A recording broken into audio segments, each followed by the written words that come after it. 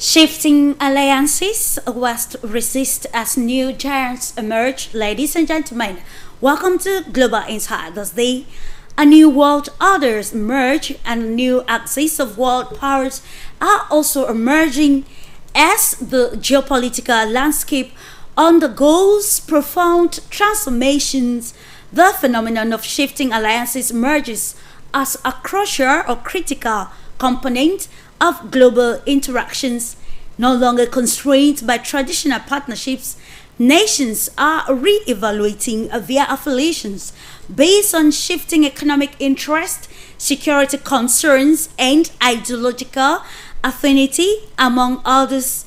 Once dominated by Western powers, the definition of influence and partnership and more so global diplomacy are expanding as we witness the rising of influence of nations, particularly in the global south and BRICS bloc, like China, India, Russia, and even a more robust African continent. The formation of new coalitions, including the expansion of BRICS, the alliance of Sahel States, among others, equally challenges challenge the established Euro-Atlantic paradigm and reveals strands of collaboration among countries that were once deemed rivals. This realignment of power not only creates fertile ground for opportunities but also introduces potential for conflict as countries navigate through the complexities of diplomacy, security, trade, and a multipolar world. Also, the role of international organizations is increasingly scrutinized as nations look beyond traditional frameworks to adapt to the rapidly changing environment. How, therefore, those changing relationships, ideologies between countries affect global geopolitical setting and its implications on international peace and security and also economic dynamics. The merging of the global south has opened a new geopolitical battle, therefore, and space for redefining concepts and philosophies. First, it is imperative to analyze the nitty-gritty of these new alliances and their potentials in affecting international relations, geopolitics, balance of power, foreign policy, public policy of nations, among other aspects. Since the global transformation is inevitable, and we are in the middle of the battle for the future. The core question is the agenda that is suggested for the future and the value set that underlies that agenda. Why should the collective West be defiant or resistant to the new developments or the emerging of other giants in the sphere of security, technology, trade, and other aspects that bring importance to globalization and international relations, ladies and gentlemen. This is what we are going to actually navigate or decode in the course of this discursive program, Global Insight, as we continue to bring a greater scope and horizon for better comprehension of the challenges or opportunities and also the practical changes happening in the world. Let me join you right after the jingle.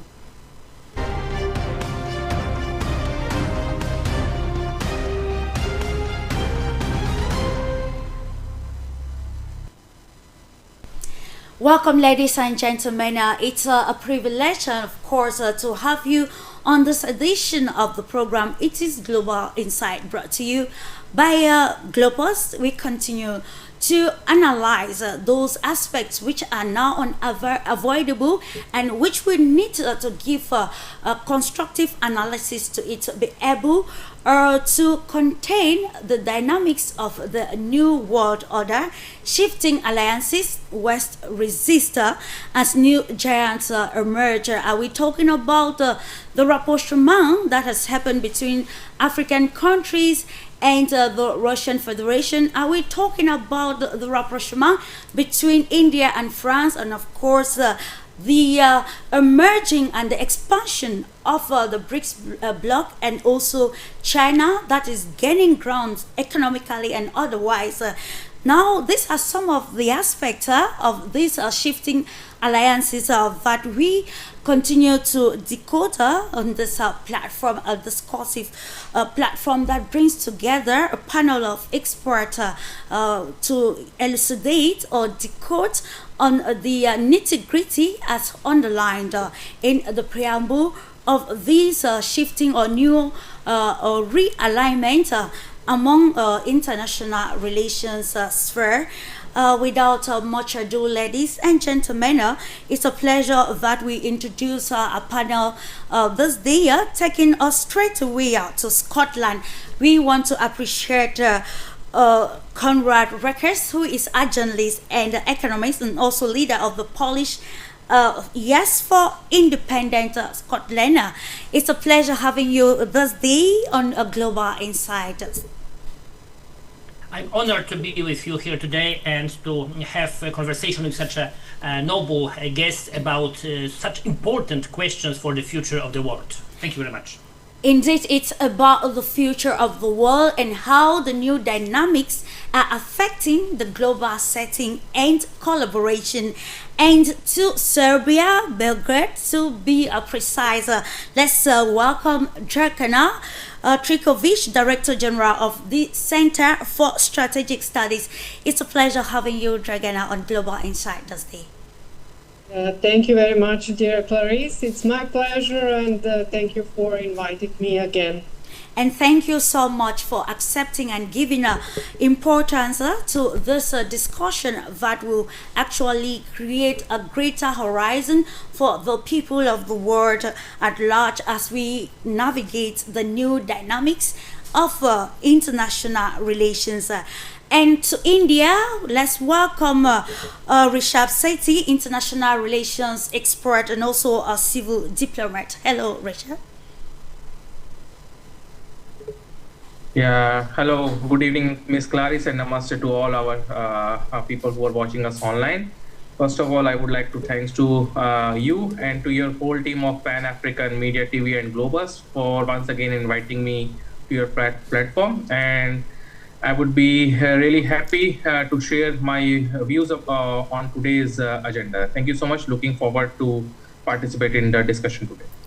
It is very imperative, of course, to share not just opinions but present factual ideas that will bring us to better understanding the narratives in the world. Now to the United Kingdom, we're being joined by Mateusz Priskulski, political scientist, editor of Polish Thought Poland. Welcome to Global Insight this day. Thank you very much for your invitation, and I'm really pleased and honored, as always, to participate in Global Insights. I think it's one of the most interesting initiatives in the web nowadays. Indeed, it is of greater importance that we analyze this, and to actually give us a perspective largely from the African side. We acknowledge the presence of Paseka Farumali, PhD, UNICEF academic and CPP member. A pleasure having you this day as he joins us from South Africa. Thank you, Clarice. I'm looking forward to having this discussion with my fellow informed panelists and seeing if we can learn more from each other and then we can teach others who are watching us from home. Thank you, Clarice.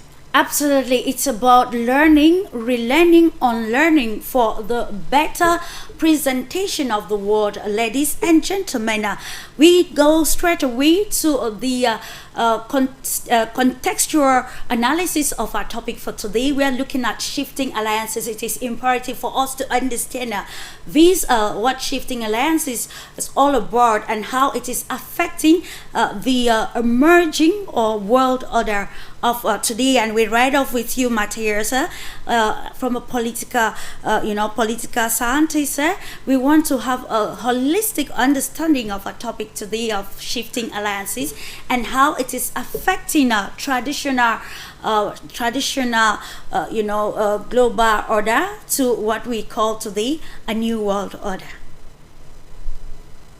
Thank you very much once more. Well, I would first discuss some terms, some basic terms, let's say, because I'm always wondering if the new world order will be based somehow on alliances.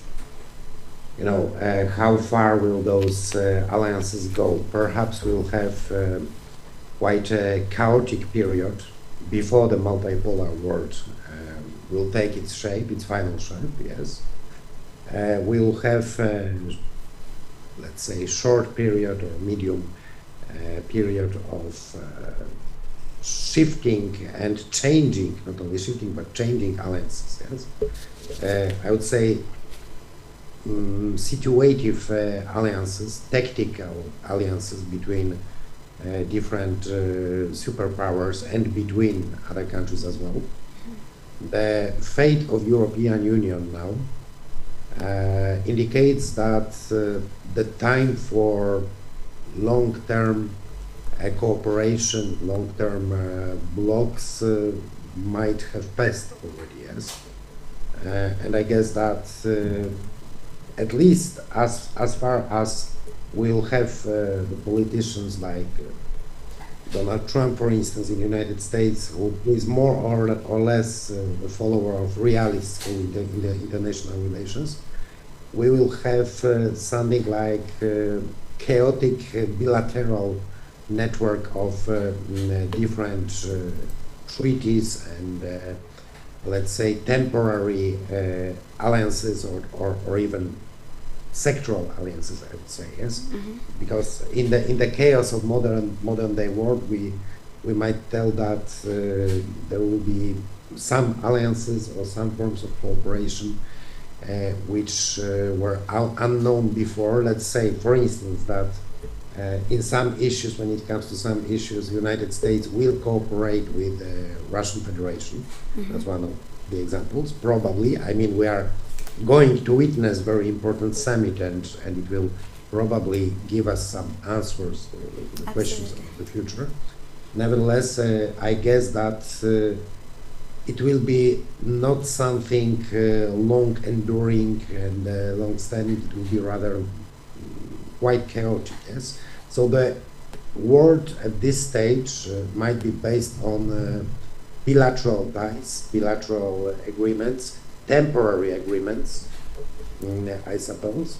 Although, of course, any kinds of forecasts in these turbulent times are quite difficult to be done. And I have noticed that my colleagues, political scientists from most of the countries are trying to secure themselves, and they are, giving some multi-scenario forecasts, not focusing on one possibility, but thinking about different alternatives and so on. So it's very hard to predict. Nevertheless, I can agree with the main hypothesis, with the main standpoint that the unipolar world is over.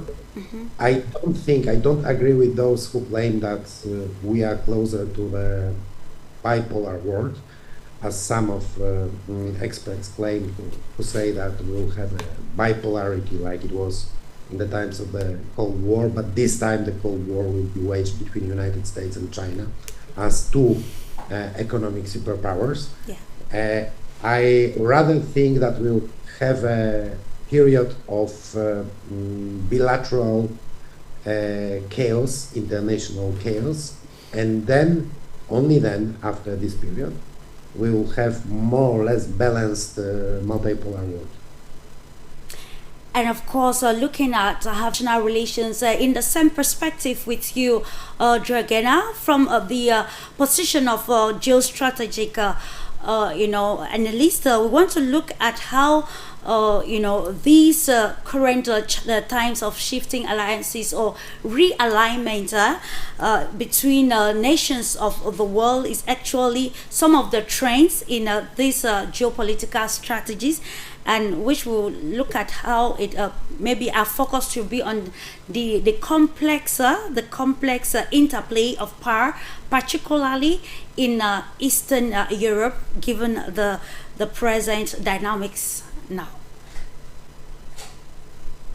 Yes, first of all, I would like to agree with my colleague Mateusz that now I think we are living in some period of vacuum. We don't live anymore in the unipolar world. It's clear, it's totally clear, and we can all agree about this. But we are not still in the multipolar world as well, and we are living in the one chaotic period, I will say, where, for example, the international law is not existing, unfortunately. And the problem, I think the biggest problem is that the Western countries are not able to accept that unipolar world is not existing anymore. They don't want to accept reality, that we are going to multipolar world. Yeah? We are not still in this multipolar world, but we are shifting there, and it's not possible to stop this process or to return in the past. And my opinion is that they are still hoping, and we can confirm this regarding this summit between Putin and Trump at Alaska, that Western countries and the collective West is still hoping that they can act like in the past. If we analyze what they are saying, we can agree that Western countries are still pushing these ideas that they can make some peace between Russia and Ukraine, but exactly they are not talking about peace, they are talking about ceasefire. And we have Russia, who is all the time saying that they want to resolve the root of this problem of war, but they cannot even speak with Western countries about this basic problem, because Western countries totally ignore this, and they are trying to push their own agenda, and they are hoping still that they can arrange everything and that everything can be like in past. But I think it's not possible. If we speak about the European Union, because here are my colleagues from Europe, Yes. European Union is a good example that the past coalitions are not working anymore. They are not functioning, especially it's visible in the Brussels, in the EU, and we can see inside the European Union.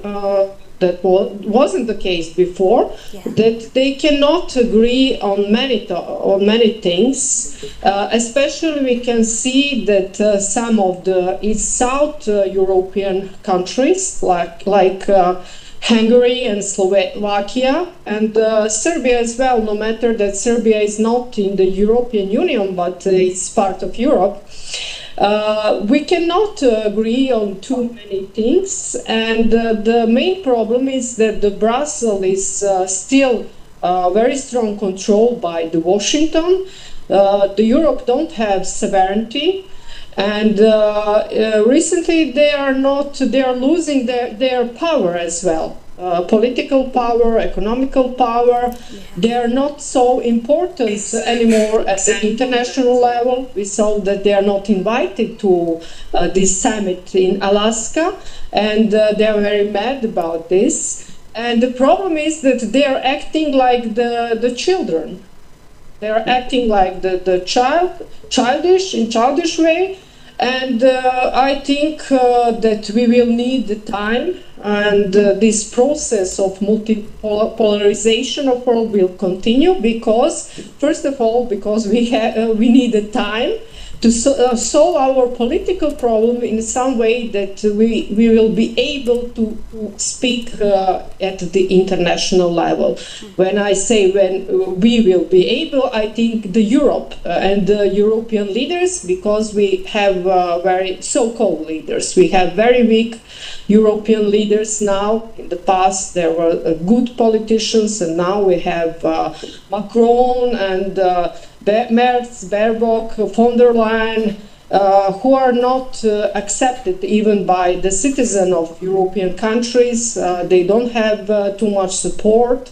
And I also think they are not able to solve any problems, and they are not able even to speak diplomatically with Russia, with anyone else. They are just demanding what they think they want, what they think they are able to do. But in the practice, we can see that it's not possible even to talk with these leaders.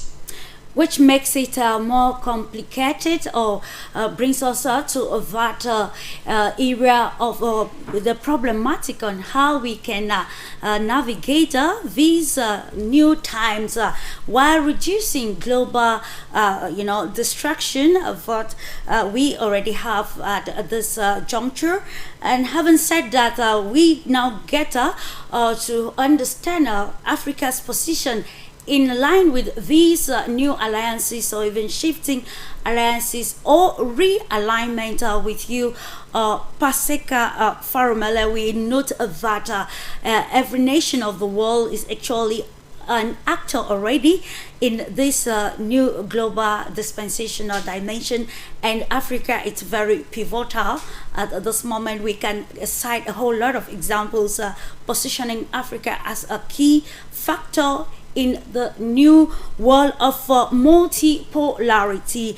Now with you, Paseka Farumali, can you holistically give us, Africa's major role in this era of shifting alliances or landscape, and also maybe emphasize on the potential for new partnerships or relationships that will help propel Africa to the position where it actually has to be, in line with its Agenda 2063, among others.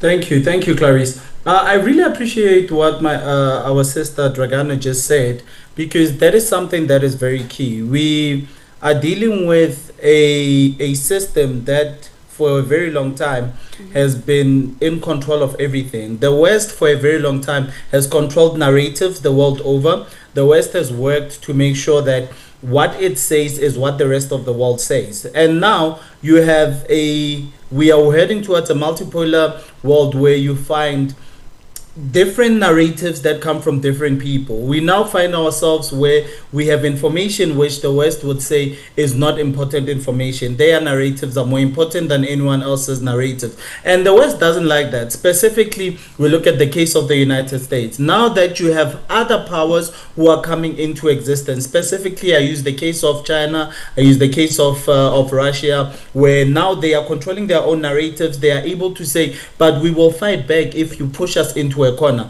The West hates that. The United States has sustained that it is not comfortable with that. It does not necessarily have to be coming from the president, but those members of parliament who come out and they say, but this cannot be allowed to occur. The vice president of the United States admitted that the initial idea behind themselves, while the rest of the world would be doing the work at the bottom, where you would be producing stuff, but not producing stuff to uplift yourself and improve your livelihood, improve the country's economy, but to just exist. But they would still be getting stronger and stronger. And now that has led us to a situation in which the United States has found itself in a political position, socio-political, economic position, where they have less power, they have less control of narratives, they have less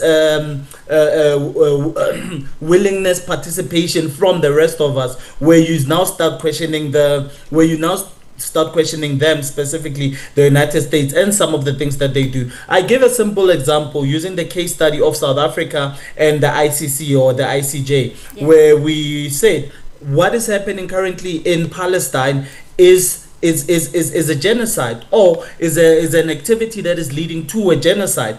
And because of that, we've been harshly attacked, and we've been harshly targeted by the United States. And that on its own, it shows you that they do not believe that such a small country that has next to no power necessarily due to our socioeconomic position has any right to question the actions of what could be regarded as a superpower, in this specific case and point, Israel. So you see, it is this our relationship with the East, specifically China, India, Russia, through BRICS, that we are able to stand up and say, but this is very problematic. We are able to now call out things that are clearly very problematic, that something needs to be done, because throughout the years, countries that form NATO have made themselves powers that can control what is right and what is wrong, and everyone else had to agree with it. But now it is a different situation, where now we have friends that we can say, but this is wrong. And if you want to problematize the relationship that we have with you, we can just move our allegiance. Yes. And because South Africa has a very strategic geopolitical position in the continent of Africa, when we move our allegiances towards BRICS specifically, the United States knows that this is not going to be comfortable for them. But they couldn't have imagined this 50 years ago. So I do believe that we will find ourselves in an even more powerful position, but this will only be possible through us as a continent, through us as neighbors, making sure that we strengthen our allegiances with the rest of these countries that have been secluded, that have been problematized by countries that form NATO and etc., and those who form the rest of the West. So I do hope that I did speak to a point from an African point of view, but also from a global point of view for where Africa stands today, Clarice. Thank you. Indeed, thinking globally and also adopting local solutions to the interconnected issues or problems affecting the world at large. In the same perspective, we are looking at how all these dynamics are actually putting the theories of international relations, also diplomacy, and how it has affected civil diplomacy and foreign policies of countries at large. And with you, Conrad, let's have a perspective how you think some of these emerging movements challenging traditional setting of the global world intersect with the the trends in today's society, particularly masterminded by the collective West in wanting to withstand Western, the fight against Western hegemony.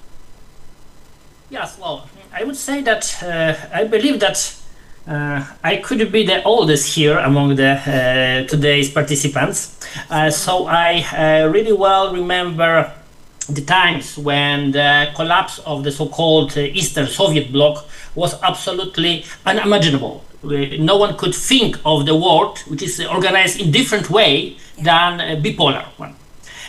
We could try to find if it's possible to be more stable, more safe, if we could find the ways how to we could coexist between the East and the West, how we of course appreciate the great component of the non-alignment part of the world, but still it believed that it resists for centuries, even or at least for decades.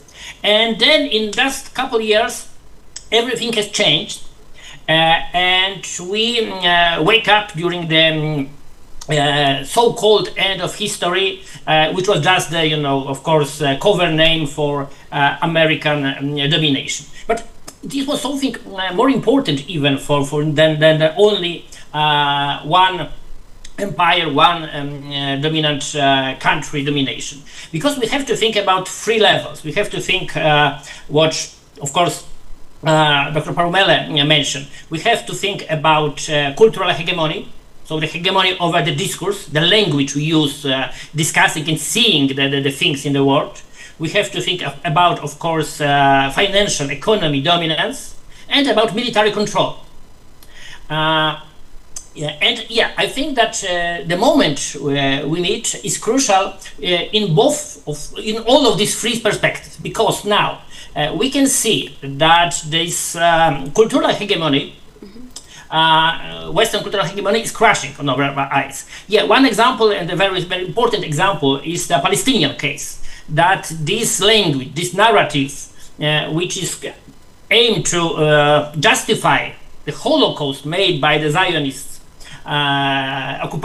occupiers in the Palestine, is no longer valid for the Western, also even for Western societies, not mention the rest of the world, who speak absolutely different in this case, and this direct is straight, that this is the genocide. It cannot be accepted in anyhow. Another thing is economy.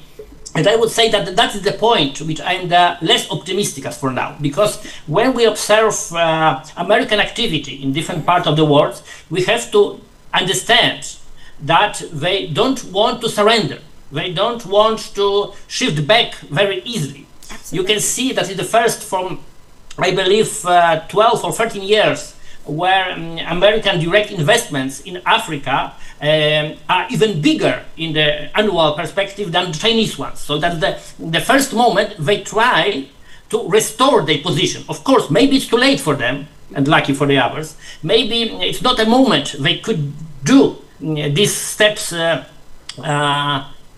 save the rest of the empire for longer, but still they try. The empire strikes back. That's the point. That's the moment we live. Of course, another element is, military control. And I think that Ukrainian example is, in this point, the most important, the most significant, because we can observe that Russian Federation, which, let's say, it's not the strongest state in the world in case of economy, for example, not even when we consider population, but still, Russian army is absolutely effective fighting against the whole united and organized military power of the West. And that's true, and we can observe even now, even daily, seeing the progress of the Russian army in the Ukrainian battlefield with the whole West, not only the Ukrainian army, but the whole organized West.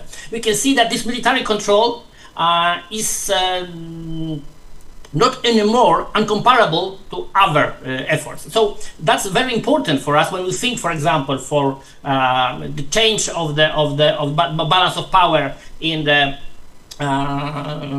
Asia region, especially in the near the Chinese borders, and of course it's crucially important when you think about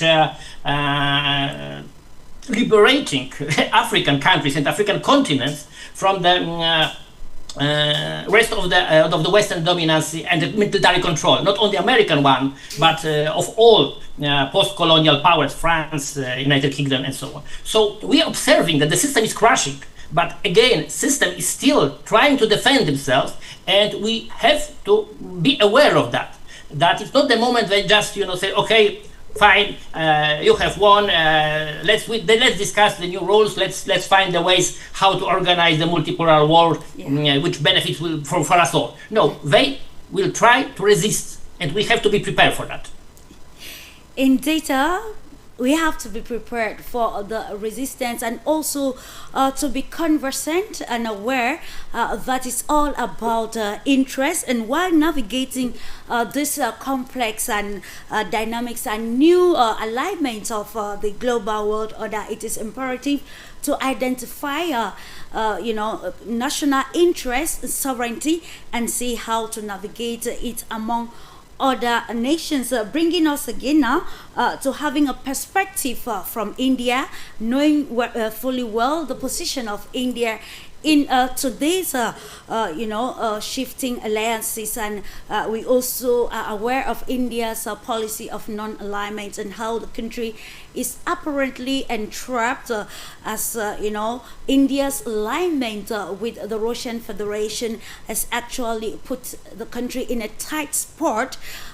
with the United States of America. Now, with you, Richard City, let's understand India's growing influence and also, its position in this new dynamics of shifting alliances and how the country can navigate among other countries as well the complexities of these new alliances or shifting alliances while maintaining a better partnership with other countries for the betterment of the nation. Thank you very much, Miss Clarice. First of all, I would like to stress upon when you talk about this special relationship of India and Russia, the whole world knows that India and Russia are like one of the closest, true, timely tested friends, and already from last more than 25 years, the special friendship and relationship between our countries is called as a strategic partners, because if you see from the historical times, both the countries are standing for each other during the difficult period of time.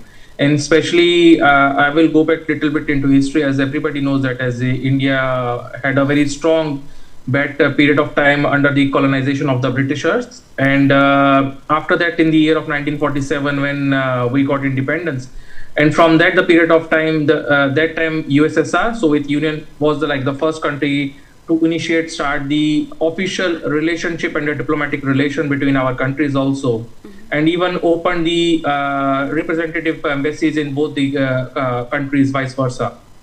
And during that time, if you see very actively, USSR was the country which helped India to develop their power plants, thermal power plants, nuclear power plants, even the engineering universities like that. So even after that, during the war of 1971, the India-Pakistan war, Soviet Union was only the one country which supported fully India as one of the very close friends. As we always say, Russia and India is like brother for each other. And on the other hand, the Pakistan was supported by the US. So this is there are so many other examples in the war of 1999, the great Kargil war also. So many situations happened when India was always blindly and openly supported by USSR and Russia. At the same time, we as the Indian citizens always believe in this thing that you can never trust the countries from the West or the US, because these countries are only with you in your good times and only for their selfish interests. That's it. This is the main cause. If you can see from the last around more than 2 weeks, what Mr. President Donald Trump is playing the game of tariffs, and how he's trying to blackmail our country leaders and the citizen of our country, the businessmen, that if you don't stop to buy oil from Russia, we'll put tariffs on you. And already they have implemented tariffs already around 50%. But for what reason? If you see, it's just like a simple stupidity, because India is exporting the goods. And if you see, many countries in the world are importing a lot of pharmacies, medicines, technology, and so many things, because we need to understand clearly that all the countries, especially in the West or the US, they are presently dependent on all the developing countries, because these all countries in the especially in the West or maybe the US, they are fully developed country, but the situation is that they don't have such cheap labor, or they don't have such advanced technology to handle the labor in their own country to produce the goods, because the prices will be very much higher and expensive when we are talking about the labor prices. So they are somehow directly or indirectly are dependent on the Asian countries or maybe African countries to take all these stuff, and that is the reason that all these countries from last more than many years are manufacturing their goods in their respective countries. If you see, why China, why India, why Vietnam or other Asian many countries are dominating in terms of the industrial hub, I can say. So they need to understand that they are dependent and they are taking all these resources. They are all the billionaires, rich industrialists are investing money in China, in India, in other countries, and this is one reason. It is so stupid that they are importing these goods from India to US, so it will be expensive for their own citizens. So the expensiveness of the goods will be getting much more costlier day by day there. So the main point is that the only businessmen from India who are exporting goods to US, they will having some problem. But to India, there will not be any problem, because as if you can see that India is now one of the highest growing economy already in the world. They are like in the top 3, top 4. And the future, as we have, our friend has already shared that we are already living in the multipolar world, because the golden era of the West or the golden era of the US is totally finished, over, and it is not possible for them to start these industries, their manufacturing hubs in their own country.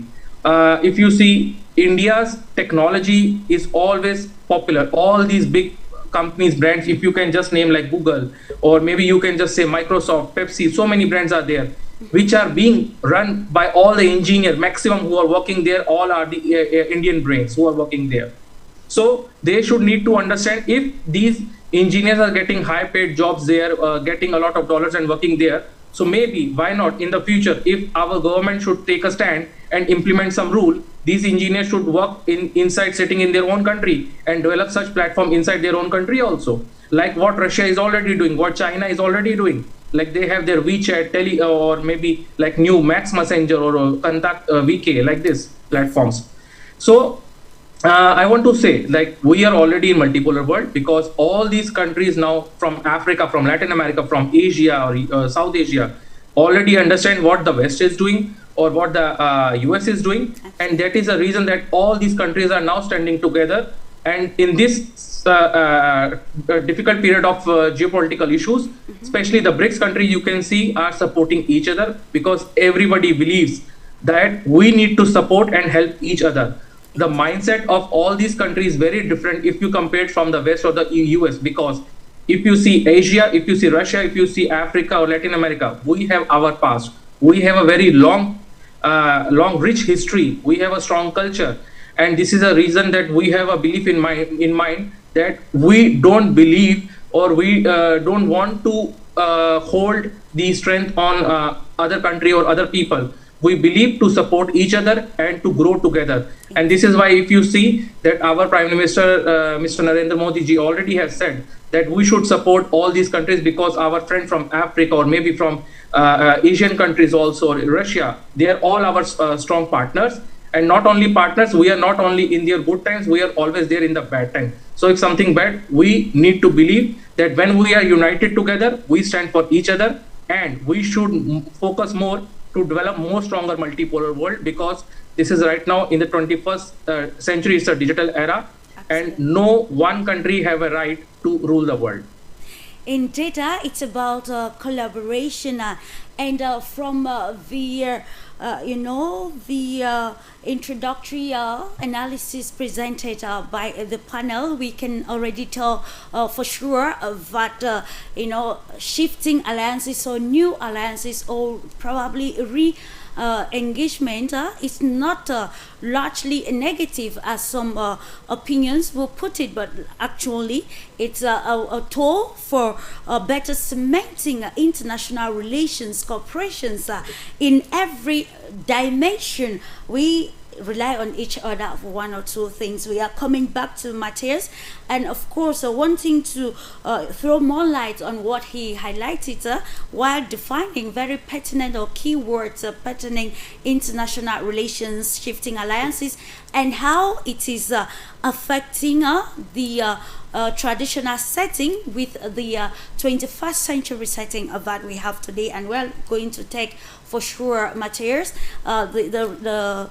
impending meeting between President Putin and Donald Trump regarding the situation in Ukraine. We want to use this case study to better understand how imperative for international relations or shifting alliances is, as far as countries are concerned, in terms of solving situations to cement bilateral relations, and how this can be an example for other countries with the mindset or philosophy that aligning with country A automatically makes you an enemy of country B, and of course at the end you end up being trapped in the political or geopolitical game. Well, I think that it's basically the reason. I mean, what's happening now and what we'll be witnessing when it comes to Russian-American relations is the reason of the decision made by India and China. I mean, there will be probably no meeting between Donald Trump and Vladimir Putin, and no such relations if China and India, as well as perhaps also Brazil and some other big oil and gas importers would agree and would, let's say, bow under the pressure of United States and resign or cancel all the contracts with Russian Federation, yes, with Lindsey Graham and other Republican, basically Republican senators in United States. There was a huge pressure from hawkish lobby in United States to, let's say, make India, China, and some other countries on their knees when it comes to oil and gas imports from Russia. After very, let's say, pragmatic decisions made by Beijing and New Delhi, we can say that the United States learned that they have no other choice as to start these bilateral negotiations. Yes, so it's a kind of paradox, because on the one hand, as we told, we have the world based on chaotic bilateral relations. On the other hand, some of the countries of the global south, let's say, or of the non-Western world, yes, decide to help each other, but not because of their particular love for their alliances, their allies from the non-Western world, but due to pragmatic reasons, yes. So due to pragmatic reasons, we had the decisions made by India and China. This is very important. And when it comes to main arrangements which could be made in the framework of bilateral decisions, well, I think that in the future we'll have new fields, new areas of international competition.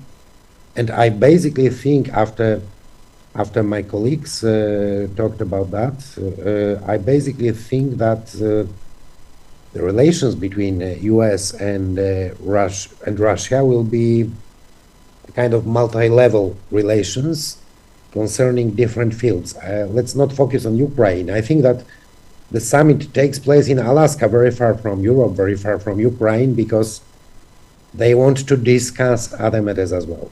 Absolutely. Basically, it's also symbolic that the summit as such takes place in Alaska, because it opens a new debate in bilateral American-Russian relations about the Arctic region. This might be the most important issue, by the way, in the coming future, yes? Along with issues like artificial intelligence and let's say international regulations when it comes to artificial intelligence, and about the space, yes?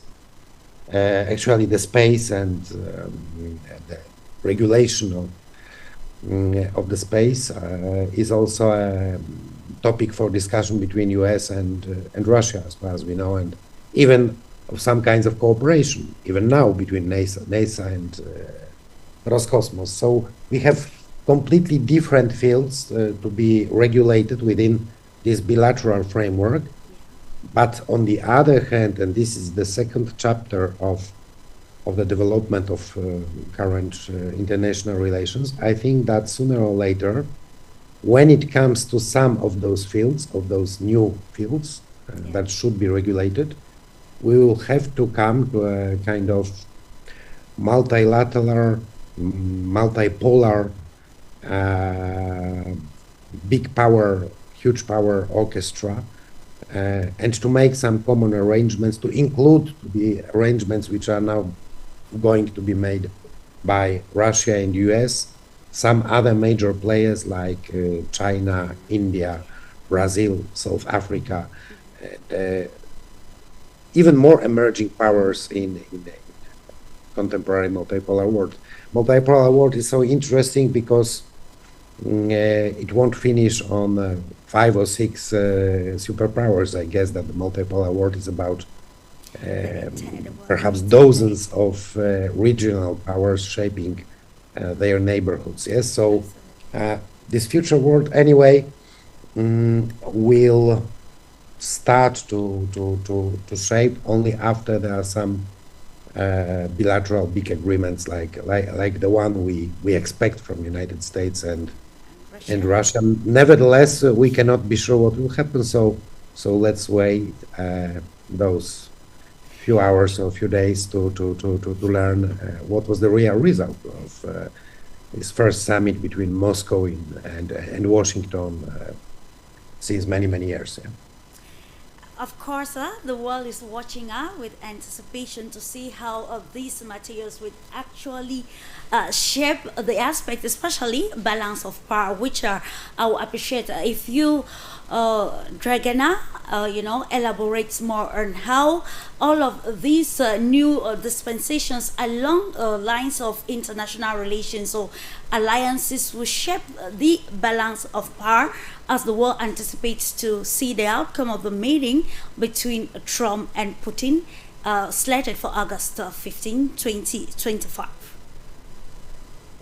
Yes, I can totally agree again with Mateusz that in some way the United States were pushed to organize this summit with Russia, basically because China and India refused and they didn't want to agree with America to stop buying the Russian oil and gas and stop trading with Russia.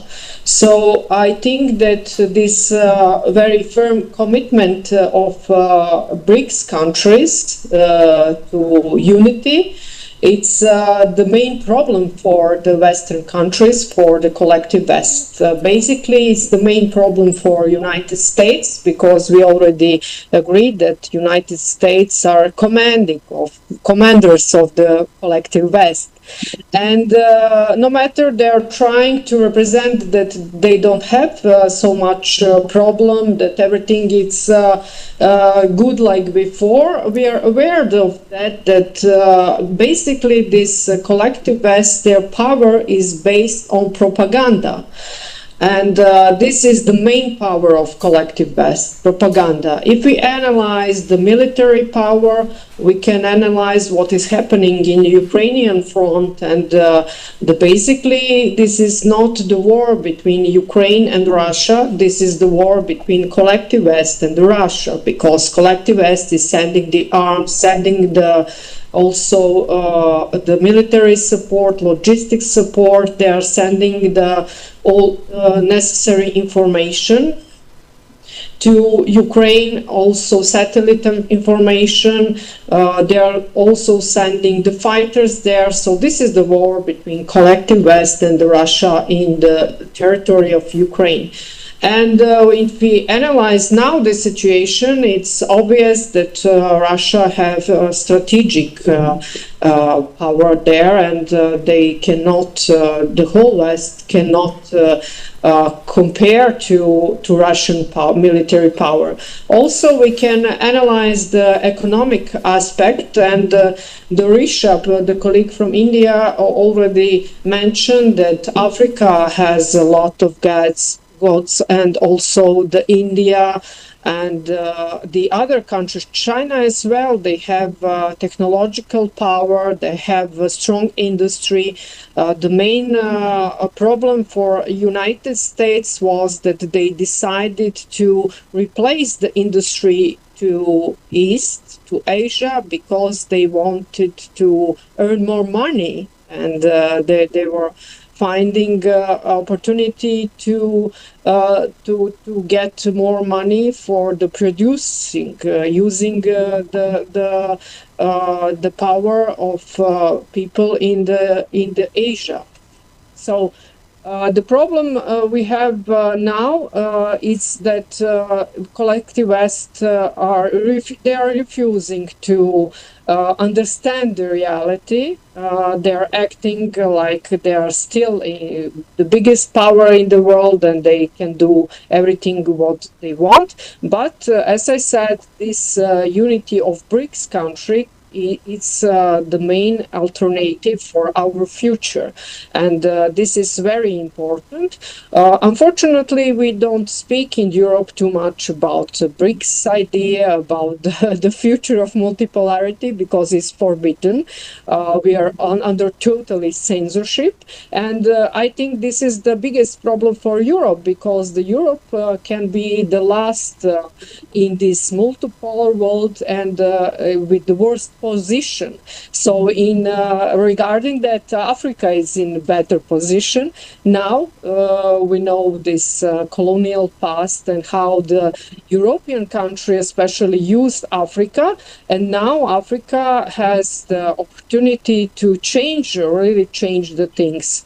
But if I can comment also this summit between Putin and Trump, I'm not too much optimistic. Why? Because we are discussing the reality, the real facts, but the United States and Europe whole they are refusing to see the reality. So the American foreign policy is still based on this Wolfowitz doctrine, which means that they need to destroy all rivals. They don't want to accept any other power to become the powers as they are, and they are still dedicated to that, to just expand their power everywhere, and their influence through using the power. That is the main problem, and that is why we have conflicts in the Middle East as well, in the Palestine, in Iran, in the Syria, Iraq, in too many countries. And why I'm not so much optimistic? Well, the main thing is that U.S. is in the problem. They have problem with their own economy, and maybe this meeting it's not. If we see what United States wants, maybe it's not focused on the Ukraine, but maybe it's focused on the economic cooperation, because the United States understand that they need to cooperate with Russia as well as other BRICS countries, China and India. But on the other hand, I also support this position of colleague Konrad Rekas, that the United States will try to restore their power, and they will just not give up such easy. They will try to restore, and that is recently I published the article how the collective West is negotiating with Russia, at the same time preparing the offensive in the Ukraine, and probably maybe new wars. So that is what we are seeing in Ukraine. Right now, we will have this summit in a few days, and right now the Ukrainian army is concentrating their power. There are around 50,000 of soldiers in Chernigov, near Bryansk. And they won't try to invade the Bryansk region in Russia.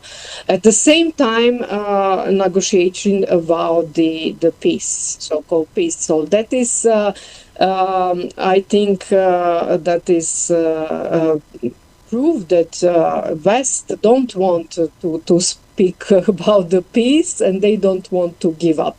They are just playing their own games. The strategic documents like Wolfowitz doctrine, it's still their main foreign policy document, and they want to destroy all rivals, and the biggest problem for them is BRICS.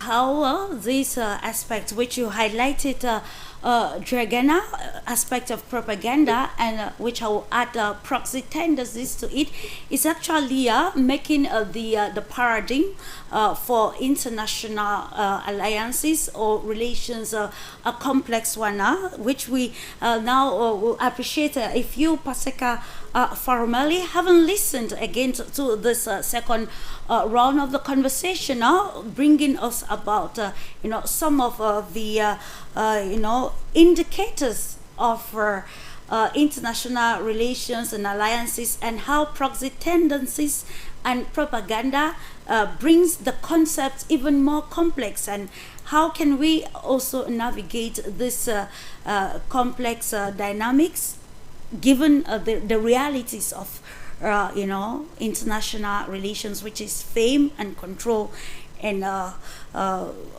you can name the rest.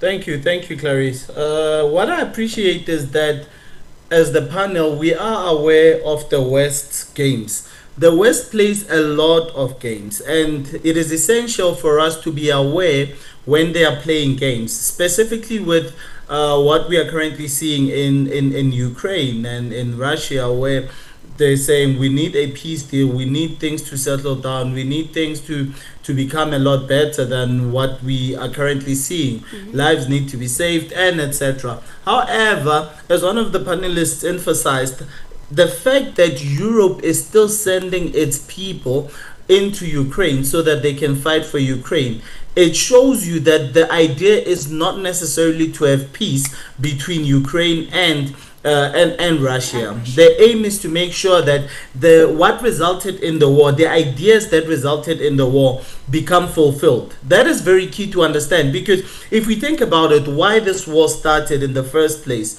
it was so basic. It wasn't something that was complex. We started initially with NATO doing a regime change in the UK, and Russia in itself, it needs to self-preserve.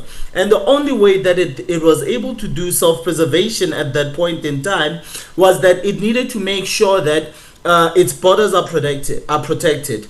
And because they already had a contract with Ukraine and other members of the Soviet Union, that you will not join NATO anytime soon, because we need to make sure that there is some kind of isolation between us and them. They cannot place their weaponry in your country, because now we become targets. We are easily accessible. If they want to attack us, it will be easy to do that. So it becomes very difficult for us to enable or to allow them to do that. However, the West still went and it did regime change in the UK, where someone who was Russia friendly, where someone who was East friendly was now taken out for someone who was West friendly. And that on its own is very problematic, and no country in the world would allow that. It is very problematic. You cannot allow that. So if you understand that history, then you understand why we are seeing what we are seeing now, where the West still continues to provide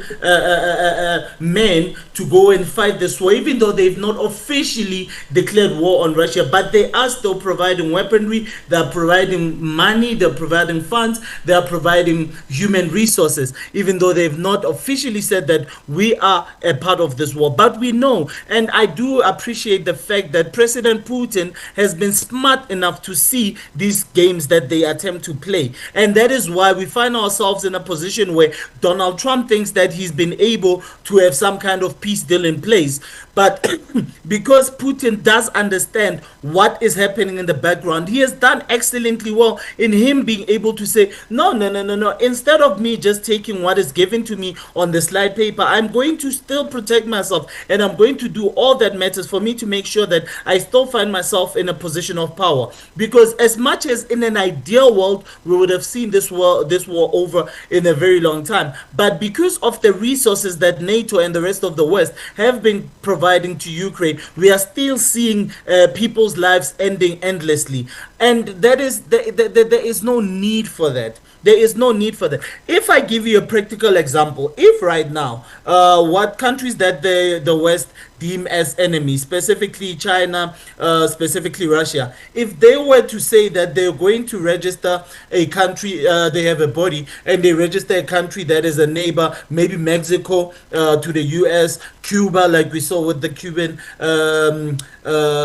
missile crisis, or we say maybe somewhere in Europe, and they position themselves there, they have them under their wing, and then all of a sudden these people are able to position military bases next to these countries, they would not let it go. I can promise you the United States will not allow that to happen. However, they think that it is okay because they see themselves as this extraordinary power that has narratives that have strength to control the rest of the world, because they cannot be controlled by anyone else. However, they expect to control everyone else. They expect to control how other countries see their what is this? Their independence. How countries are able to control how the rest of the world sees them. For them, that makes them uncomfortable. So that is really frustrating, because we can still see until this day the very games that were played before this war in Ukraine are the same games that keep reproducing themselves during the process of this war that we are currently seeing in Ukraine. And one position that I've always held is that I hold a position of as little bloodshed as possible, because these are people's lives that we are seeing being lost. But there are these countries that are from the West that decide that their people's lives are not as valuable as their own, so they continue playing these games with people's lives, and that is really frustrating, Clarice. I do hope that I spoke to the point. Thank you. It's often said that there is no opinion or discourse that is actually not valuable in terms of discourse analysis or social sciences. And I think bringing forth the holistic or enlarged and diverse analysis pertaining the real happenings along the lines of geopolitics in this global world is imperative for us to navigate the world together to make it a better place, reducing bloodshed. Because when we look at all the conflicts happening, ladies and gentlemen, we'll note that at the end, we are still going to see the stakeholders coming together to sign a peace, maybe a ceasefire. But then what happens to the millions of lives that have been lost? What happens to the vulnerable population that have been displaced as a result of the geopolitical or proxy wars? A case in hand, we've seen actually the devastation in the Middle East. We cannot recount elsewhere, and what had happened even during the Cold War, or even First and Second World War. Imperative for us to continue, ladies and gentlemen, to understand, decode all of these dynamics or indicators of new partnership alignment in the complex war. How can we actually work together, reducing security challenges and reducing some sort of bloodshed in today's world? Coming to you now, Conrads, if we have underlined a perspective of that, according to Paseka, of the history of the geopolitics, someone could say, okay, for example, what is important for the people living somewhere in northwestern Africa, what is happening in Ukraine? But still, we know that it is somehow important, because Absolutely. it's an element of this global mosaic we are facing with. And I would say that, speaking about how, especially the Western society, so this passing away dominant powers could shift themselves toward the new world, I would say that is a problem. Because, for example, I believe that Dr. Sethi could say more about it, but when we talk about the recent days push on Prime Minister Modi from Trump's side, it's not, for example, real energy problems of Africa. And the same when we compare, for example, attitude of China. We know that the latest Chinese proposal for Africa was reading off the tariffs, and making it more free to trade between Africa and China, also with proposing more funds for African countries. When we observe Indian activity, we can observe this focusing on new, still fresh ideas and fresh open minds towards this new global organization. And when we compare that with this old-fashioned post-colonial thinking of the Western leaders, Americans and the Western Europeans, we can see which world is decreasing. This is a question of changing perspective. I always remind my students, for example, that I ask them, can they say what countries has been the richest, the wealthiest at the end of 18th and in the beginning of 19th century? And there are a lot of guesses. Some say Britain, some say France, some say Netherlands. No, the answer is it was China and India. Yeah. Before the British Raj, before the Opium Wars, before the all this colonial overtaking of them. India and China have been richest and the wealthiest and more wealthy than Europe, but dynamic was on the side of colonial powers. Now, situation has changed. Dynamic is on side of China, of India, of BRICS countries, and possibly in the near future for Africa. And we observe that, of course, resisting, but the Western powers are standing down. Indeed, resistance by the Western power is what the problematic is, and of course, not wanting to accept the realities of the world in terms of ideologies, perspectives, and even practicality. And now we look at how we can navigate all these changes with you, Richard, and looking at the position of non-aligned, or maybe how can a non-aligned states or balancing countries navigate or go through this landscape, maintaining sovereignty while at the same time benefiting from the diverse advantages, or the many advantages of these shifting alliances in today's complex society. I want to stress when we are talking about if such geopolitical situation right now happening for quite a long time. And secondly, these leaders understand that these countries are not in similar position as of these so-called developed Western nations or the US. And thirdly, they understand that our nations have very much strong prospect and strong opportunities in the sphere of development and cooperation between all the friendly countries.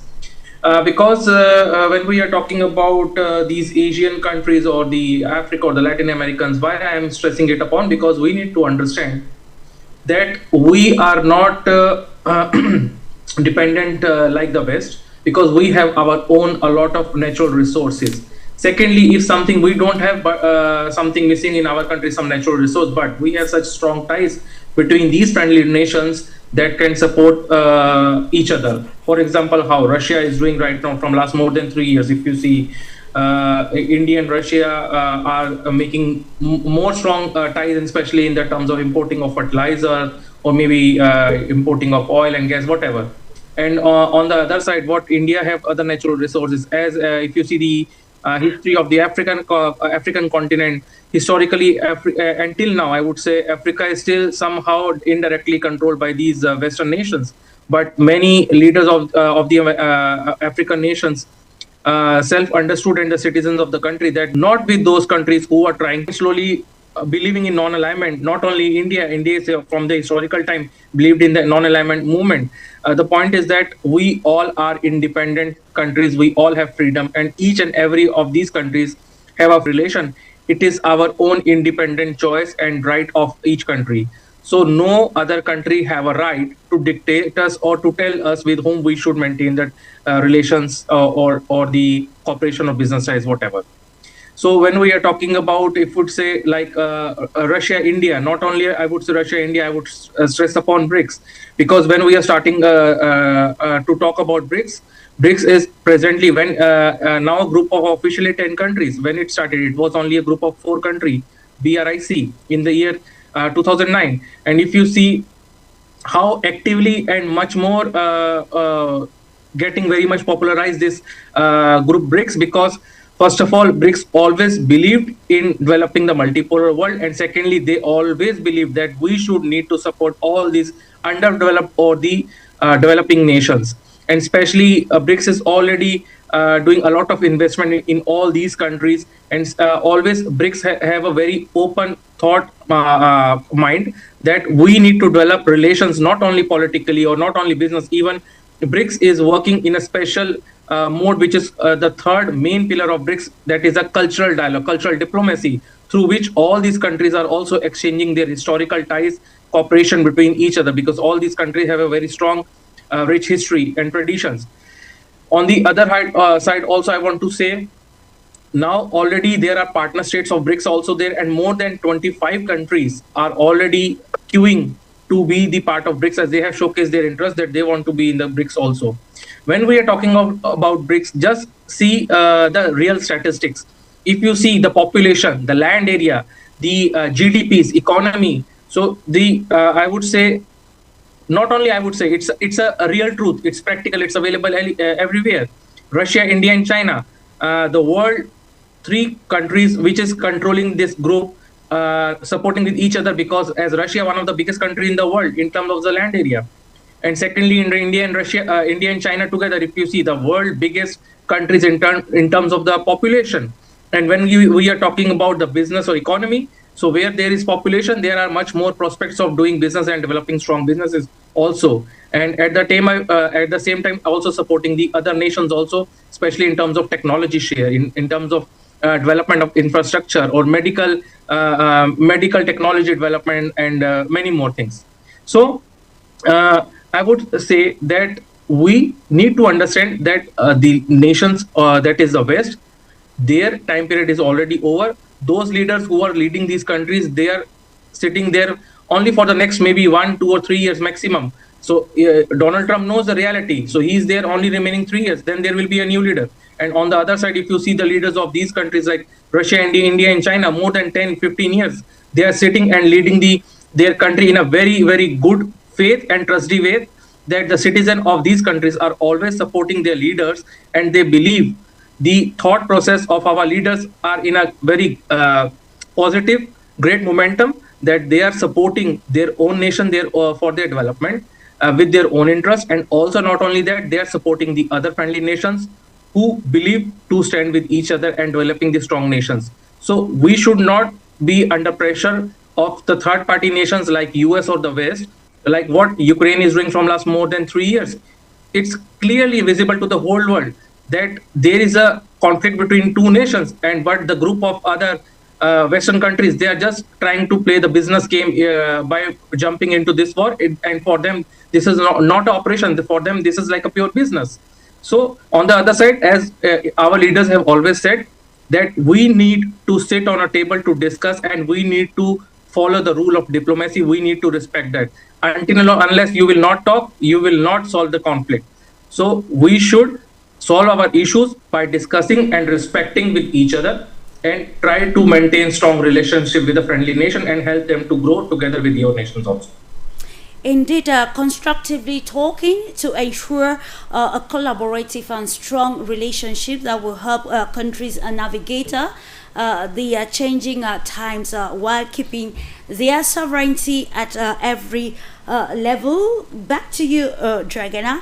Having listened to the the analysis or discourse regarding a topic for discussion this day, we now want to note on the aspect of foreign policy and civil diplomacy in line with navigating the dynamics of the dynamics of the realities of international relations regarding shifting alliances, new alliances, realignment, and even the proxy engagement in this context. Diplomacy is very important, and diplomacy can help a lot. But our main problem is that we are living in the totally two different realities. We have United States and collective West still living in their own reality, and we have the other countries who are cooperating, developing this multipolar world. But the problem is that these Western countries don't want to discuss, and the diplomacy is discussion, they don't want to discuss about reality, about multipolar world.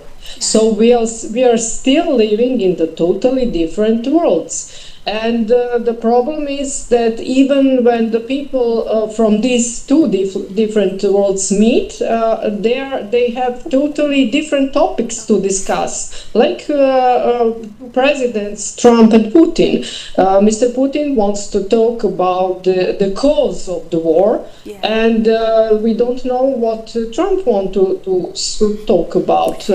Recently, he changed again his mind. In the past, he confirmed that the cause of the war in Ukraine is the NATO, and that NATO expelled this through the Russian borders. And now we can hear again that he is saying that the Russia is the problem. He is all the time repeating Mr. Putin, like Mr. Putin is guilty for all the problems. It's good to respect Mr. Putin, but he is not so powerful to create all the problems in the world. So this is also the game, as we can see. And the problem is that they don't want to discuss. And I will stress that we need to be aware that no matter that this multipolar reality is existing, the Western countries are ignoring, and they are trying to restore their power, as Conrad said. For example, recently the Donald Trump agreed with von der Leyen.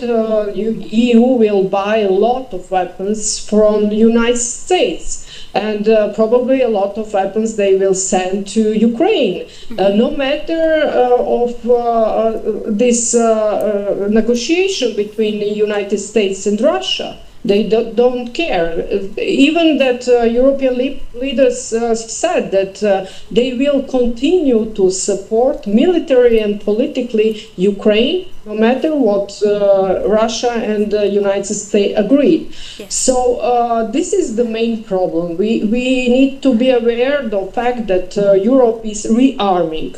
They decided to give a lot of money, even they don't have this money. I don't know that they will try to find this money somewhere, but they want to buy a lot of weapons. And it is clear, if I analyze what is going on in Europe, it's clear that Europe is preparing for the war with Russia. And even it's not secret, because we heard the Ministry of Defense of Germany. He said that Germany is ready to kill the Russian soldiers again. And also a lot of European officials said that Europe is preparing war with Russia. And this is the biggest problem. Even the countries who were in the past like neutral, like Austria, for example, they are now pushed to enter the NATO. Even they want to involve Serbia in NATO. No matter that NATO bombed Serbia in 1999, they didn't have permission from the Security Council of United States. It was against the international law. They bombed Serbia. They create the special operation Ratchak and the coast to bomb Serbia. They said that Serbians killed the Albanians and they need to protect Albanians. It's the same story like with Bucha, special operation. They want to accuse the Russia. So they are still playing the same games. At the same time, speaking about the peace, they are creating the military atmosphere in Europe. As I already said, we have censorship. We cannot speak about real problems. A lot of my colleagues had a lot of problems. They were in the jail. because of speaking and saying what they think. It's against the freedom of speech. And this is the atmosphere in the Europe right now, and Europe is the neighbor of Russia. So it's easy for United States to push this process and militarization of Europe since they are far away. And for them, it's okay if they have a war between Europe and Russia. And unfortunately, in Europe, we don't have too much smart. I think we don't have at all smart leaders and people who are able to resolve problems. These are totally uncompetitive people. They are not able to solve the problems. So we are really in the big problem. And I will say at the end that the main differences between this unipolar world and multipolar world. In unipolar world, we have the very clear architecture of the world. We have a pyramid of architecture. We have the United States at the top, then these European countries and other countries all down. And the multipolar world is the horizontal network and structure. And also you, Clarice, mentioned two very important aspects. One is the culture. This unipolar world don't respect any culture. They respect only this Mickey Mouse and Coca-Cola and the war. This is their own main agenda, and now LGBT and feminism and green ecology and so on. And this we have multipolar idea which is based on respecting other cultures, multiculturalism. It's very important. And other thing you mentioned is what will be too many people died in Ukraine. Too many people died in Ukraine. So for the Western countries, unfortunately, it's not a problem. They don't care about the human lives. I remember the time when they bombed Serbia, and they strike the one civilian object and also the train. And too many civilians were killed. And after this, someone asked the Wesley Clark, who was the commander of NATO, why they killed the civilians in war. And he just answered they were the collateral damage. So this is clear that they don't care about the human rights. That is why we are in the danger of the continuing of war, of conflicts anymore. They are not spiritual anymore. The Christianity is totally destroyed in Europe. So they don't care about the people. They don't have human values anymore. And I will finish it with that we need to be aware of these dangers, and that we need to be prepared to resist of these very damaged processes. And of course, we want to also look at how countries can use their distinct foreign policies to bring practical solutions to the problematics or problems we just highlighted. Dear Dragana, this just to show that the world at every level is in some sort of a complex web with you, Paseka Faramali.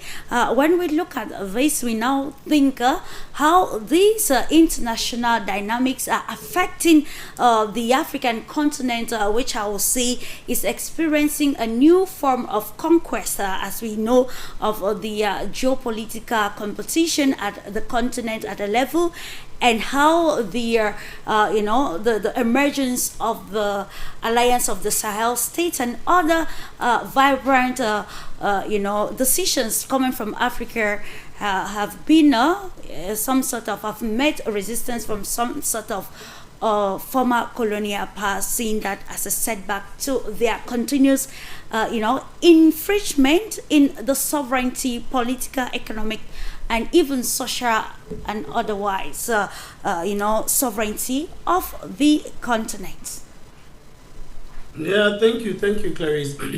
One of Africa's biggest problems is that Africa still lacks independence, right? So officially it has been indicated that Africa has been liberated, but Africa does not control anything in the continent. We do not control the wars that happen in the continent. They are externally funded to destabilize areas. We do not control the minerals that can be found in the continent. They're externally, they are taken and then to external powers, to external countries, specifically countries like France. And now we see some countries like the Middle East, specifically the, what's this, in Dubai, where all these, they are now financing instability, whether it's in the Congo, whether it's in Sudan, I was looking for Sudan, and other parts of the continent. We saw what happened with the Sahel, and I think that is the only way and the only solution for us to finding ourselves in a position where we do not become those reports, the reports that we are attempting to build with them. Those reports would only be beneficiary to us if we have a continent that is removed from the hands of someone else. Specifically, what I'm saying in this is that for the continent of Africa to successfully be able to move away from over-reliance, we need to be able to have leaders in power who are not puppets. And this is very important. And I do know that at this point it has become somewhat of a cliche to call African leaders puppets, but it is the reality on the ground. African leaders, a lot of them have become puppets of the West. So their responsibility is not necessarily to take care of the part of the people of those specific countries, but their specific goal is to make sure that they please their masters, specifically through mineral resources, and then they know that they can stay in power. And because it is so easy for the West to conduct regime changes, it is so easy for them to be able to take people out of power. So now it means that because Africa lacks the ability to become united, we find ourselves with nationalistic leaders who just care about themselves, not for the people, not for the continent, not for those who have voted them in power, or those that maybe if there was a coup d'etat, they promised elevation and success. Not for those people, not for them, but for themselves. That is why at the end of their terms, they become multimillionaires, multi-billionaires. They live in different parts of the world. Those people cannot be the people who liberate this continent. We've seen with Ibrahim Traore as an example, where there's been a continuous attempt to try and assassinate him. And it's not just him. There's multiple other leaders in the Sahel, in Niger, and other examples. There's multiple countries where there's been these attempts to kill these people. And it all we know. We've seen this book before. We've seen this play out before. We've seen it in South America. We've seen it in parts of Africa. We've seen it in Burkina Faso itself, so it is essential for us to understand that we need to start relying on ourselves first before we are able to start playing with the rest of the world. Because if you listen to what our panel is saying, basically we are in agreement to an extent in that you want to be honest when you get on the table and discuss, negotiate and discourse. You want to be on the same wavelength. You want to discuss from the same table. But these countries do not see our countries as the same. They see them as children. And we see in how they respond. We saw what Trump did. Trump organized a meeting with leaders of Africa. And when people were sitting there, he couldn't even recognize where these people come from. He didn't even try to do a background check of who are these people that he'll be meeting. He was shocked that the president of Liberia speaks good English. And to show you, that's how you treat someone that you do not take serious. You do not see the worth and the value of that person. If you're going to Liberia is one of the countries that has the most Americans historically in the continent, because from a historical point of view, we know what happened with the migration of Americans, or Black Americans specifically, to Liberia. So when you start asking a president of a country how he's able to speak English this well, that means that you do not see the value of the person that you are having a discussion with. So it means that we do not present ourselves from a position of power, and that is very problematic. It is important to understand that, as we said, there's people who are playing games. There's countries who are playing games while everyone else is coming to to come to the table from a legitimate point of view. We are speaking specifically about what Donald Trump does, what the rest of the West does, what Macron does when they come to the table and speak to leaders. Not specific, not just in the case of Africa, but who they speak with, where they speak with. You need to look and to understand how they speak to these people for you to be able to comprehend what value they regard them at. Because clearly right now what we have established is that they give respect to those that they need to give respect to, those that they think are powerful enough. You look at how Donald Trump speaks to President Putin. He speaks to that man with respect, as much as he has these games of his, but he speaks to that man with respect. When he goes to Asia, specifically to China, he speaks with respect. We saw the case with President Modi and Trump, where Modi was still trying to make sure that when there's these tariffs, things wouldn't be that bad for India. But Donald Trump that's not how he thinks. Most of us, we try to think from a logical point of view that you can smoothen your relationship with him, you can please but once he's made up his mind with those who are around him, there is nothing much that you can do. It doesn't matter how much you think your friendship with him is how brilliant you think the friendship with him is. Because at the end of the day, what matters for him, the priority is him and the United States of America and his wealthy friends who are who are responsible for the military-industrial complex, who are benefiting for all the wars that we continue to see, because they are the beneficiaries of selling these weapons, making sure that areas are destabilized so that they could be able to make a lot of money from these the instabilities. So it's essential for us to start from home, to strengthen ourselves from here, for us to be able to negotiate with the rest of the world. Without that, we will still be regarded as children, even though we are presidents of our own countries. Thank you, Clarice. And to do that, Africa needs to reshape its policies, governance, and also see how its politics will give it, a better position to navigating the space in the international level.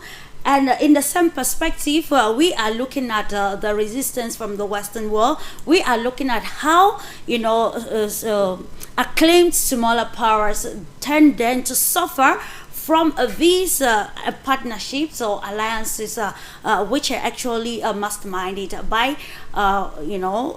acclaimed superpowers, or even, I don't know if we can give a term as war philosophies, philanthropies, I beg your pardon, or even para-philanthropies. And it brings us again to the position of countries like Poland, Hungary, and other countries in the NATO, or probably the European Union, that at this moment they feel entrapped in all of the geopolitical contestations and the discrepancies which have been created as a result of NATO's position in the war in the Donbass. We want to look at how these new dispensations under the banner of the EU NATO is affecting NATO's internal, probably Poland, I beg your pardon, Conrad, Poland's internal policies, and how it relates with other countries regarding Russia. Yes, I believe that's a very important element when you think about Europe and European, especially Eastern European nations' attitude toward present geopolitical situation, is what Bragana mentioned about militarization of Europe.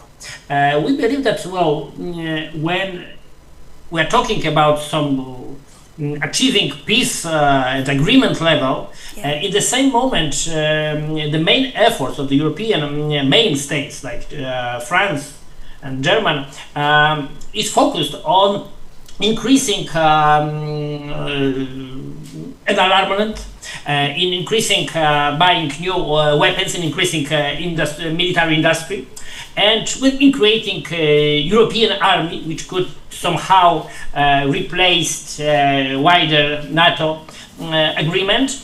So we observe that in this situation, when all nations in Europe claim in fact, for focusing on internal efforts, on trying to solve internal problems, to facing the living cost crisis, energy cost crisis, solving somehow thing which is called migration problem, migration crisis in Europe. So in general, they are only internal problems which are interesting for the European voters. In the same time, European governments are focused only in this high militarization and military industrial complex benefits. And that's the main problem. For the Eastern European nations, which are the border ones, and could be the next victims of any kind of clash between the West and the East, it's of course extremely dangerous situation.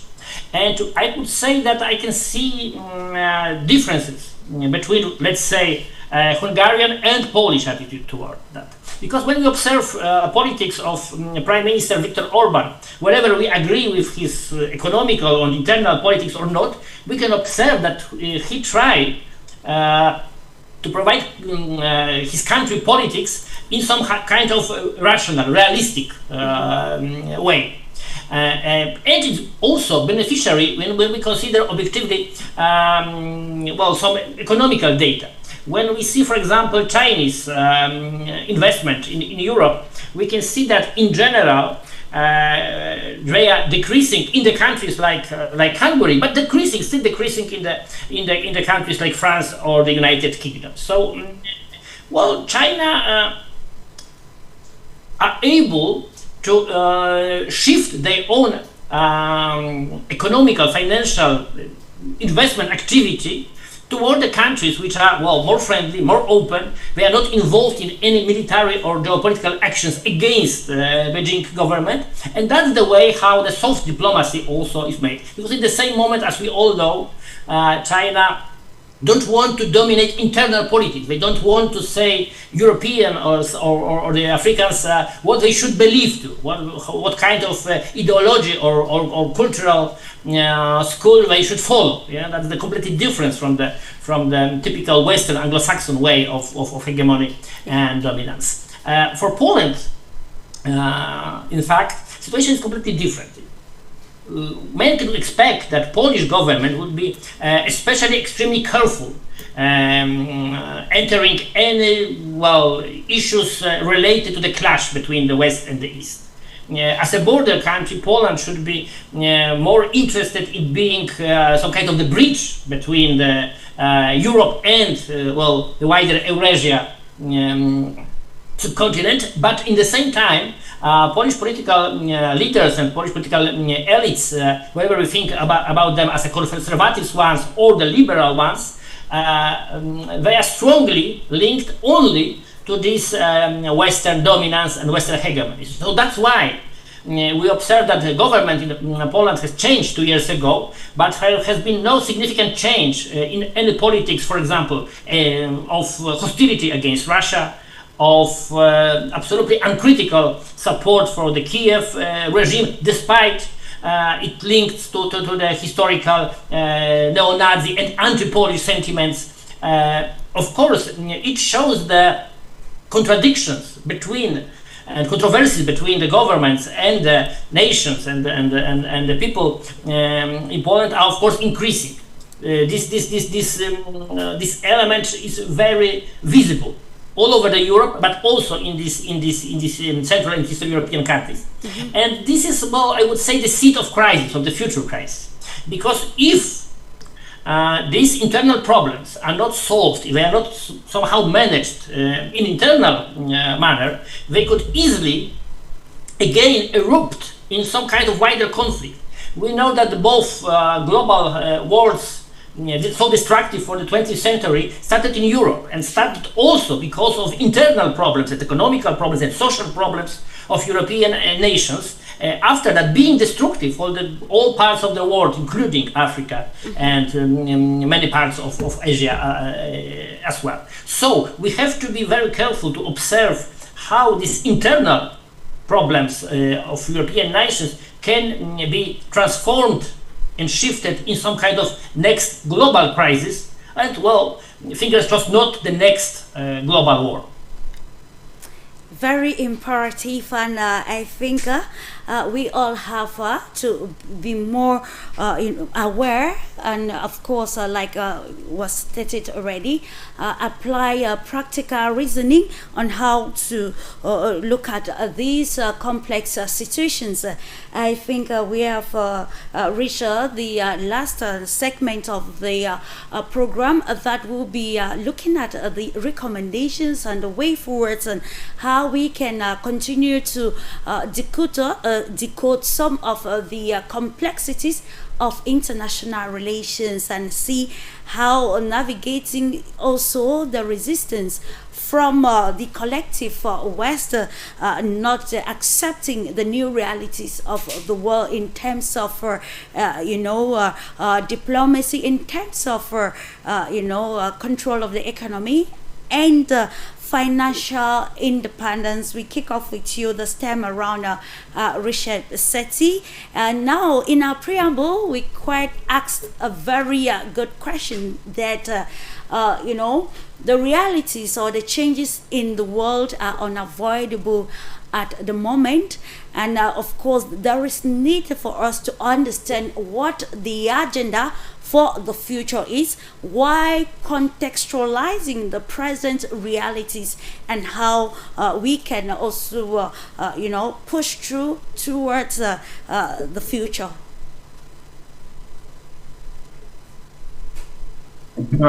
Thank you very much, Ms. Clarice. I just want to add my last conclusion points, as if we deeply analyze the past few years, what happening globally, this worst geopolitical situation, I would use the word. Yeah. We should deeply need to understand that, first of all, all the friendly countries are developing strong cooperation, business cooperation, economic cooperation, and we should respect our cultural values, our rich historical history, traditions, and especially also the rule of diplomacy.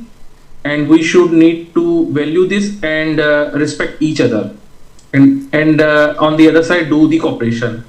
And secondly, as when we are comparing or seeing the other side of the world, like the Western countries and the US, so as I told before, they don't have their real history if we see, because as when we are talking about history, what history means for the world, if you see the history of rich African culture, or the old civilization of Africa or India or China, maybe I would say. So we have something to show, but these countries don't have anything. Secondly, also I want to stress upon that we need to use our national values. We need to popularize our national values, our national currencies, to do the our business, economic cooperation and trade development between our country, and especially like how Russia is already doing from the last 2 or 3 years. Because when we always say that there are problems, there are barriers. For one of the biggest, I would say, problem is like the sanction when it started from the year 2014 onwards, and the real phase started from the year 2022 on Russia. Like Russia is one of the biggest country in the world in terms of so many sanctions. But this problem has given a new opportunity to Russia, because this difficult phase and period of time has showcased to the world, to the Russia, that who are your true friends who are standing next together with you in this difficult period and phase of time. And from this problem, we found the solution that this is the golden period of time that we need to develop our economic and trade relations using our local currencies, and we need to start to boycott using the American dollars or the euros. For why we need this? If Russia and India are doing the trade, exporting or importing, we should respect our currencies like Russian ruble and Indian rupees, and our bank should make an agreement, cooperation, and we can easily do it. And now already this has showcased to the whole world that how Russia, India, China, and other countries like India and many African countries are doing trade in the local national currencies, Indian rupees and their own currencies. So this is, I would say, one of the biggest example. I can understand that it is not that easy, it's difficult, but once we start, we can achieve, because everything is possible. Absolutely. If our national banks between the countries can develop cooperation, we can develop our own alternative financial system easily. BRICS Bank is one of the biggest alternative that has been started after the 2015 summit, and it is also one of the big showcase example for the world that we are not dependent on the IMF, International Monetary Fund, or the World Bank. Yeah. BRICS Bank can give and support loans, investment to all the BRICS countries and also all the friendly partner countries who really need investment for the development of their countries. So we need to really not only the words, we need to practically follow this thing.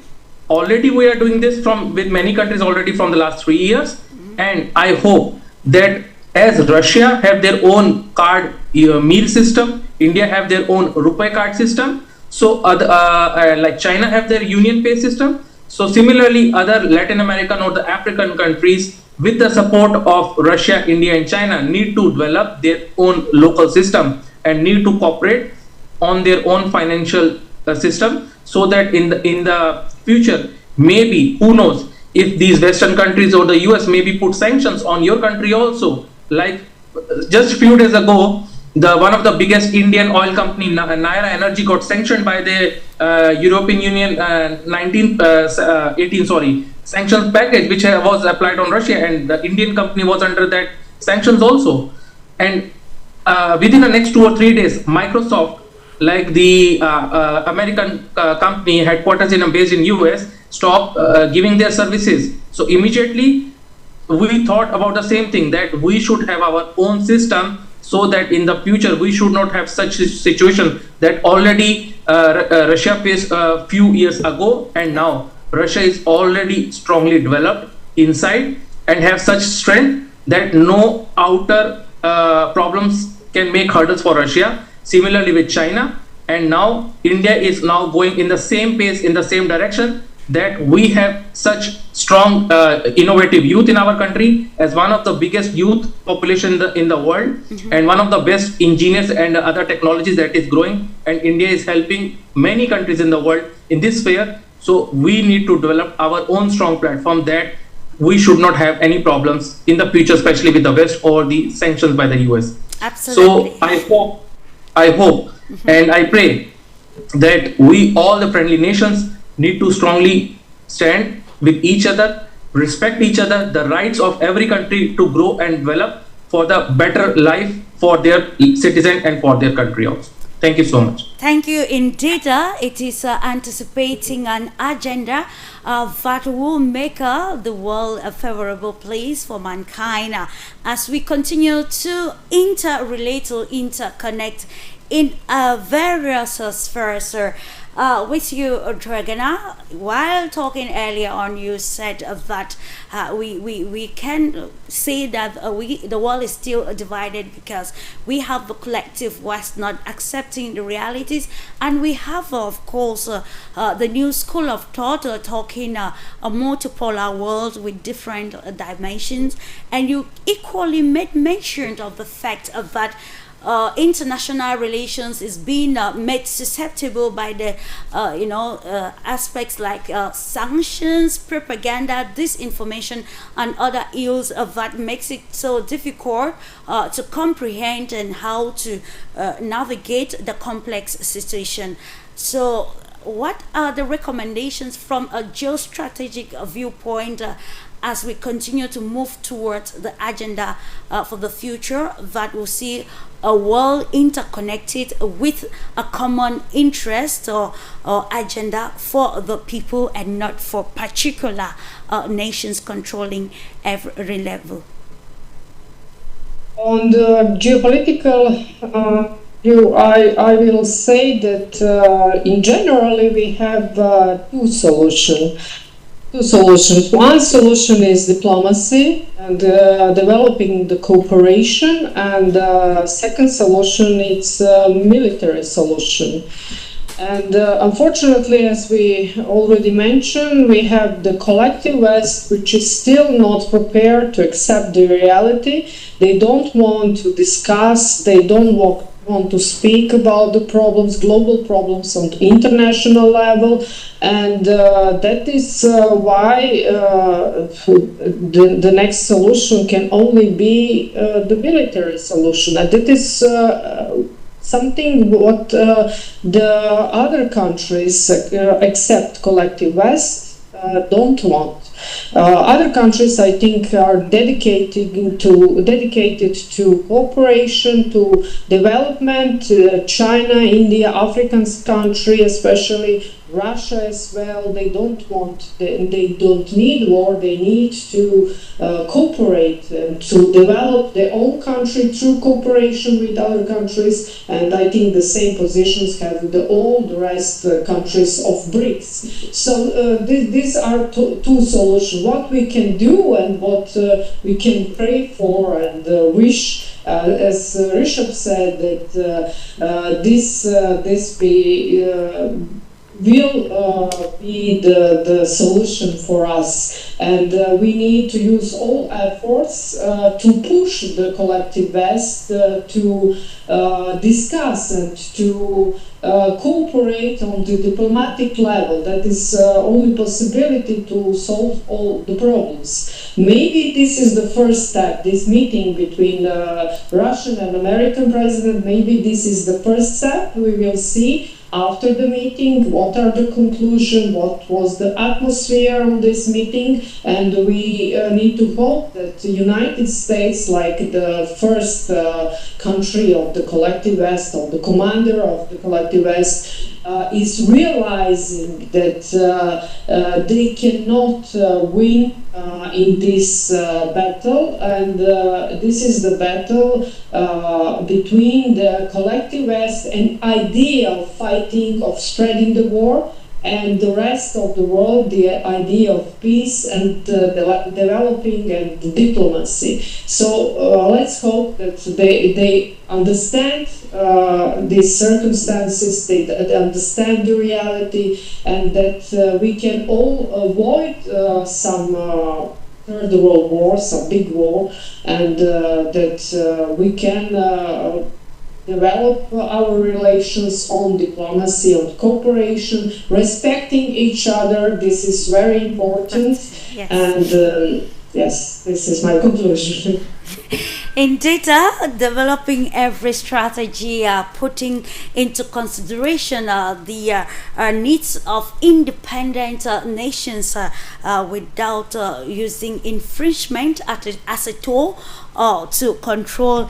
And we want to look at how practical these recommendations of diplomacy, military might, and others advocated already can suit the context of the African continent. A primary factor in this geopolitical competition with you, Paseka Faramali, the way forward for a healthy international relations that will respect the sovereignty of African nations. Just to quote some examples, like we have seen lately, it has been said during this discussion that some of the people of the other countries or continents actually participated practically fully in the building of the supposed superpower in the Western world. We cannot also undermine the role of Africans as slaves during the building of these countries. And we can now see that Trump is negotiating with countries to receive immigrants from the African continent. We want to highlight another aspect where the Gates Foundation in Namibia actually proposed to maybe test some sort of, it has to do with the pharmaceutical sector, reducing pregnancy in the country, a move that was rejected by the president of Namibia. And I think this still has to do with some sort of diplomacy as a solution to having more robust and positive international relations. So in your own perspectives, what are those recommendations that can be more practical both within Africa and the global south and holistically in the global world? I think we've never been in a period. Well, no, I'm lying. I'm lying. This is the one period where sovereignty, country sovereignties, have not been respected by the West. Specifically, in the case of the United States, I can use it because this is a recent situation that happened between South Africa and the United States, where America was trying to bully South Africa into agreeing to its terms on how to govern. So specifically, we were speaking about addressing apartheid as one of the most unequal societies in the world. And because of that inequality, what we found is that we needed to redress it, because it doesn't make sense when the minority of the population has the least amount of resources. So what do? You want to redress that. You present different alternatives in trying to redress that problem. But because we are trying to redress things with things like land redistribution, with things like economic redistribution, we found ourselves having to go to the United States and accounting to a president of a different country. That means that South Africa's sovereignty is not respected. So it needs to start from a point of respect. That is why when the president of the United States speaks to other presidents, he needs to respect them. And if we can start from a point of respect, then we can get to a point of understanding.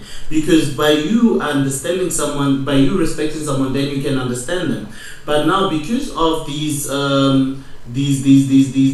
biases that these people hold against African countries, we find ourselves in situations where you have a difficulty in trying to make each other understand why certain specific things need to be redressed, why there needs to be equality, in said countries, specifically in the case and the context of South Africa. So that's a good starting point, and I think from there, then we can be able to negotiate on an equal footing when diplomacy can be used. Because diplomacy cannot be used when a country does not see you as having any value. If a president of a country does not see you as being valuable, then you cannot have diplomacy, because they now want to instruct you on how to govern. So if we can get those things in order, I do believe that we'll find ourselves in a position where things change drastically in the coming years. But that is why I'm so appreciative of of how other countries have been able to navigate this global discriminatory system that has been set by NATO countries and their allies. Specifically using the case study of Russia, using the case study of India, using the case study of China, and etc. And another thing, another message, which would be my last message, is that it is important for us to make sure that we stabilize ourselves militarily, because one of the reasons that Northern Korea until this day still holds some kind of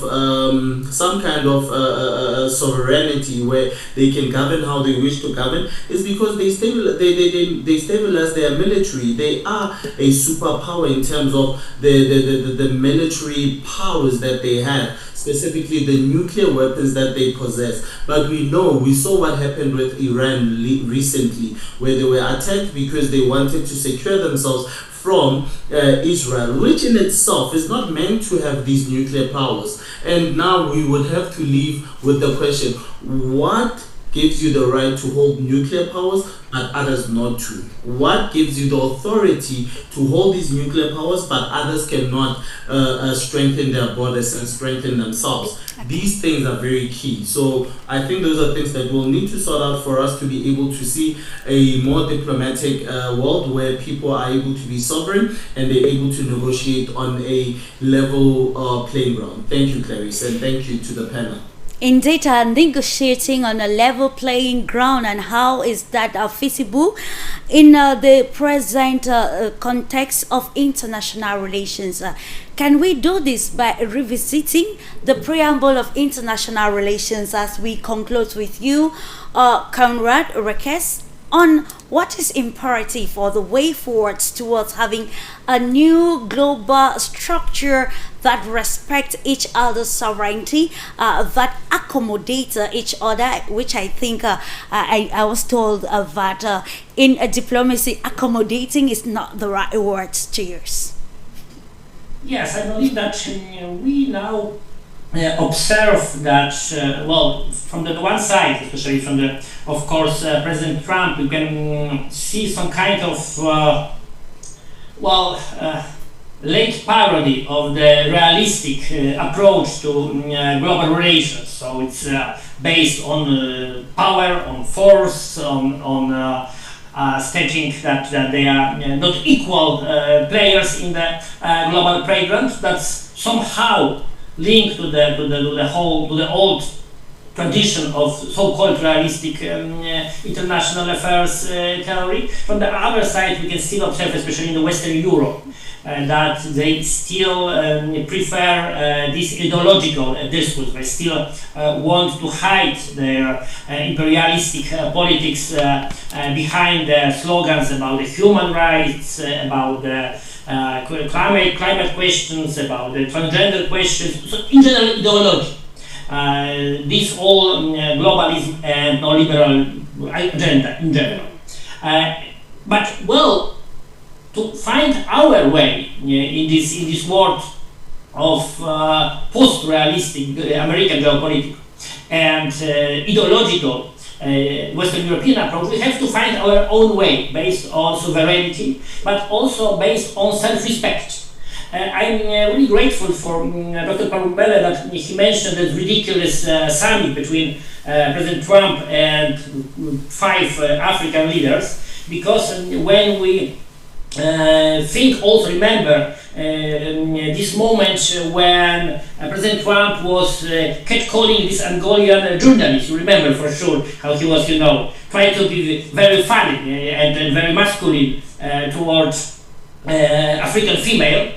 In the way how it would be, just taken from some of the deep south of the United States, from the Confederate States of America. Yeah. So we can always think that we need to find self-respect first, self-estimation. I know that, for example, for African countries with all these internal problems, it would be hard to think about, how we could compete with, even post-colonial powers, not mention about America. But you have to think that way, that yes, in some future, rather closer than farther, you can be strong competitor against American or Western European domination. We have to appreciate and respect our own abilities, our own skills, our own resources.